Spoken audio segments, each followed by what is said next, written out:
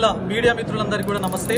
ఈ రోజు సిరిసిల్ల పట్టణంలో ఉన్నటువంటి కళ్యాణ లక్ష్మి గార్డెన్ లోపల పట్టభద్రులకు సంబంధించినటువంటి ఎమ్మెల్సీ ఎన్నికల కోణం లోపల ఒక ఆత్మీయ సమ్మేళనాన్ని ఇప్పుడు నిర్వహించడం జరిగింది।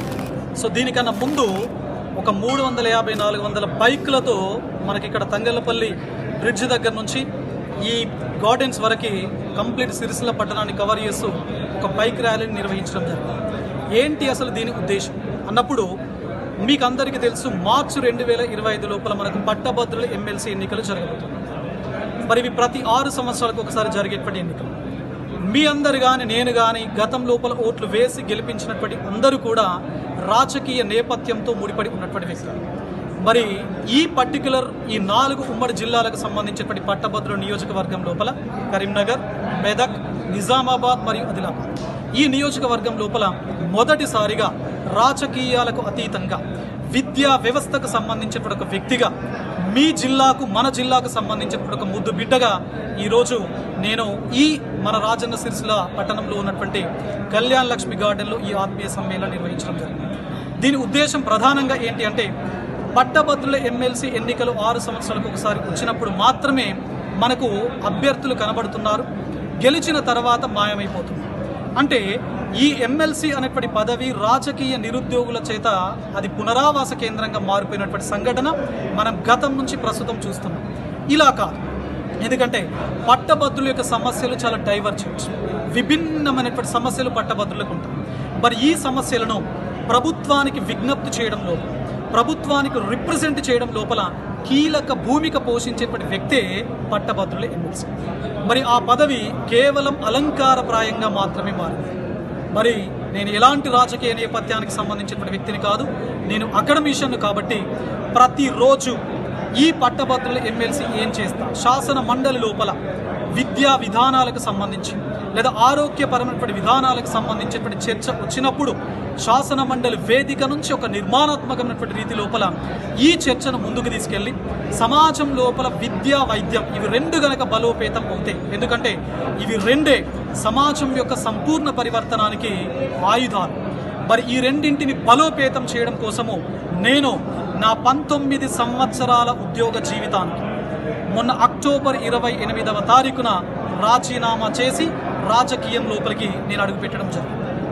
మరి ఇప్పటి వరకు మీరు పట్టభద్రుల కోణం లోపల రాజకీయాలు చూస్తున్నారు, బట్ మార్చి తర్వాత జరిగేటువంటి రాజకీయాలు విభిన్నమైనటువంటి కోణంలో ఉంటాయి। ఎందుకంటే కేవలం సమస్యలను మాత్రమే ప్రభుత్వం దృష్టికి తీసుకెళ్ళడం, ఆ సమస్యకు కేవలం సమస్యను మాత్రమే తీసుకెళ్ళడం కాదు, ఒక సమస్య వచ్చినప్పుడు దానికి డిఫరెంట్ డైమెన్షన్స్ లోపల సొల్యూషన్ కూడా ప్రభుత్వానికి ఇవ్వడం, అందజేయడం అనేది నా యొక్క గమ్యంగా, నా యొక్క లక్ష్యంగా నేను ముందుకు వెళ్తాను।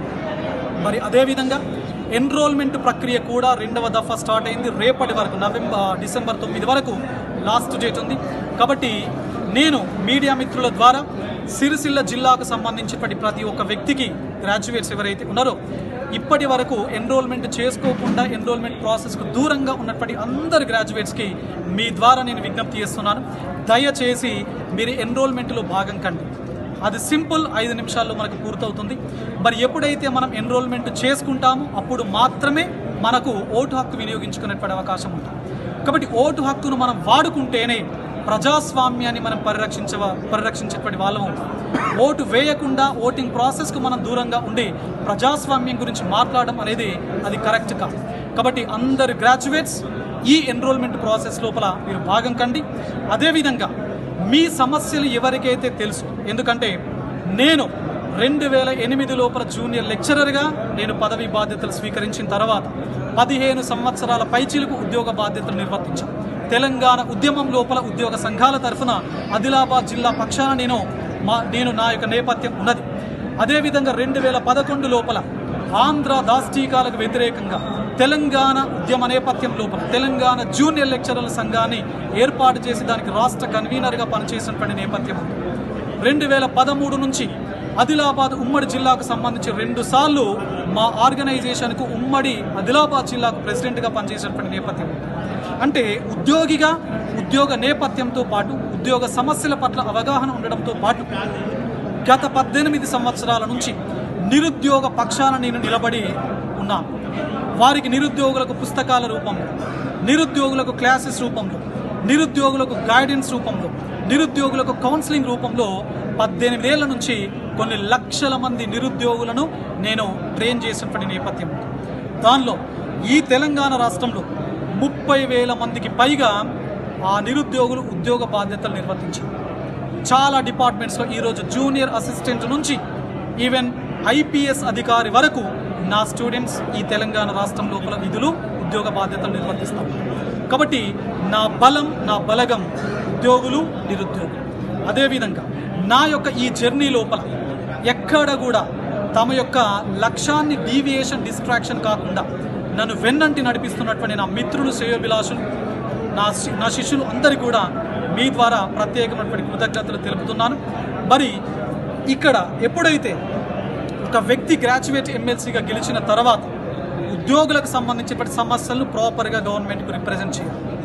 అది టీఏల విషయం లోపల కావచ్చు, సిపిఎస్ విషయం లోపల కావచ్చు, ఇంకా చాలా అంశాలు. నిరుద్యోగులకు సంబంధించి ఆల్రెడీ ప్రస్తుత ప్రభుత్వం జాబ్ క్యాలెండర్ను అనౌన్స్ చేయడం జరిగింది. మరి జాబ్ క్యాలెండర్ లోపల ఏ నెల లోపల ఏ నోటిఫికేషన్ రాబోతుందో అది తూచా తప్పకుండా తప్పనిసరిగా తెలంగాణ పబ్లిక్ సర్వీస్ కమిషన్ ద్వారా నోటిఫికేషన్ ఇచ్చేటట్లుగా, ప్రశ్నాపత్రం లోపల ఎలాంటి తప్పిదాలు లేనట్టుగా, పేపర్ లీకేజీ జరగకుండా మా వంతు పాత్ర మేము తప్పనిసరిగా సజెషన్స్ అండ్ అడ్వైజెస్ రూపం లోపల తెలంగాణ పబ్లిక్ సర్వీస్ కమిషన్కి మేము ఇవ్వబోతున్నాం. అదేవిధంగా ప్రైవేట్ ఉద్యోగులు ఉంటారు. ప్రైవేట్ ఉద్యోగుల యొక్క బ్రతుకులు కాదు పాపం. ఎందుకంటే వారికి ఆరోగ్య సమస్యలు ఉంటాయి, ఉద్యోగ భద్రత ఉండనటువంటి కండిషన్లో ప్రైవేట్ ఉద్యోగులు ఉన్నారు. తప్పనిసరిగా రేపు నేను గెలిచిన తర్వాత ఈ జాబ్ సెక్యూరిటీ అండ్ హెల్త్ కార్డుకి సంబంధించి ప్రైవేట్ ఎంప్లాయీస్ కోణం లోపల నా యొక్క కృషి తప్పనిసరిగా ఉంటుంది అని చెప్పేసి మీ ద్వారా